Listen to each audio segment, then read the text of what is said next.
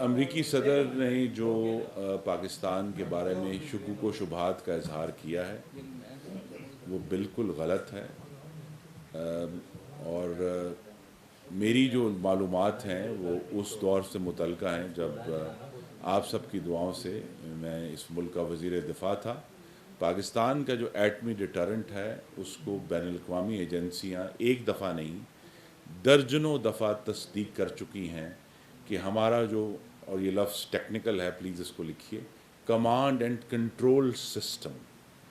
وہ بالکل محفوظ ہے اور پوری طرح اس کے اوپر ہر قسم کی جو پروٹیکشن ہونی چاہیے بین الاقوامی طور پر وہ موجود ہے۔ تو امریکی صدر کے بیان کی کوئی بنیاد نہیں ہے، وہ مکمل طور پر بے بنیاد ہے۔ جی ڈویژن والا جواب سمپل یہ ہے کہ جب انشاءاللہ اللہ تعالیٰ کی حکم سے مسلم لیگ نون کی حکومت آئے گی پنجاب میں تو ہم اس فیصلے کو واپس لیں گے، کیونکہ اس کی کوئی جغرافیائی منطق نہیں ہے۔ یہ خالصتاً سیاسی بنیاد پر ایک غیر ضروری طور پر ایک ڈویژن کی گئی ہے۔ اگر کوئی منطقی معیار ہے تو اس کو ہم ضرور ڈسکس کریں گے، لیکن گوجرانوالہ ڈویژن بہت عرصے سے ایک بڑے کمپیکٹ اور آپ جیسے کہہ سکتے ہیں مجتمع یونٹ کے طور پر کام کر رہا ہے، اور پاکستان کے جو بڑے ڈویژنز ہیں ان میں سے ایک ہے۔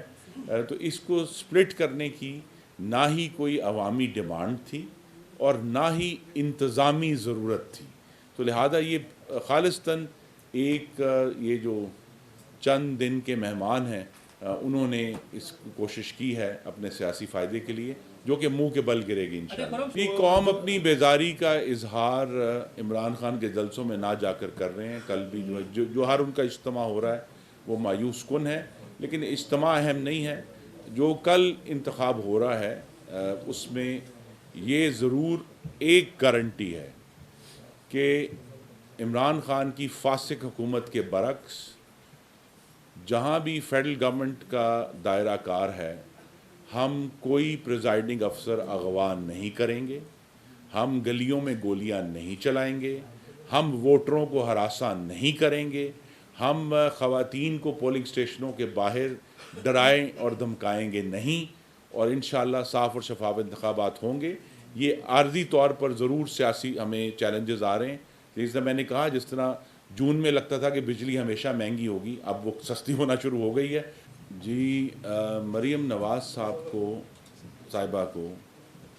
اسلام آباد ہائی کورٹ نے اپنے دوسری جو عدالتوں تھیں ان کے ایک غیر منصفانہ فیصلے کو درست کرتے ہوئے اسلام آباد ہائی کورٹ نے مریم نواز کو باعزت بری کیا ہے۔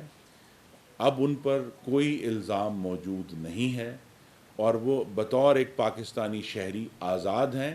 اور اسی آزادی کا استعمال کرتے ہوئے، قانون کے تحفظ کا استعمال کرتے ہوئے انہوں نے اپنا پاسپورٹ حاصل کر کے وہ اپنے والد سے ملاقات کے لیے تشریف لے گئے۔ تو یہ جو پرسوں والا واقعہ ہوا تھا اسے مکمل طور پر ریکور کر لیا گیا ہے۔ وزارت توانائی کی ایک بہت بڑی کامیابی، اور جس میں NPCC نے بھی اپنا حصہ ڈالا، کہ ہم نے اس واقعے کے باوجود پورے ملک میں بلیک آؤٹ نہیں ہوا، آدھے حصے تک اس کو محدود کیا گیا اور پھر اس آدھے حصے کو فوری طور پر قلیل ترین مدت میں ریکور کیا گیا، کہ اس مہینے نیپرا نے جو فیول پرائس ایڈجسٹمنٹ کا تعین کیا ہے، وہ محترم حضرات غور سے لکھیں، صرف 19 پیسے ہے۔ یہ وہ فیول پرائس ایڈجسٹمنٹ ہے جو جون کے میں 9.89 روپے تھی، اب وہ گھٹ کر 22 پیسے ہم نے ان کو اپیل کی تھی، لیکن نیپرا نے 19 پیسے ڈٹرمن کیا ہے۔ پاکستان کے مستقبل کی بنیاد ہے جو تھر میں اس وقت کوئلہ ہمیں اللہ تعالیٰ کی طرف سے میسر ہوا ہے، اور جس کو پرائم منسٹر نواز شریف کے دور میں اس کا آغاز ہوا تھا 2014 میں۔ اب اس پر 2 پلانٹ جو ہیں انہوں نے بجلی بنانا شروع کر دی ہے، 9 سے 90 میگا واٹ، اور انشاءاللہ اس سال کے آخر تک مزید 330 میگا واٹ اس میں ایڈ ہو جائے گی، تو پھر 1320 میگا واٹ بجلی جو ہے اس سال کے آخر تک تھر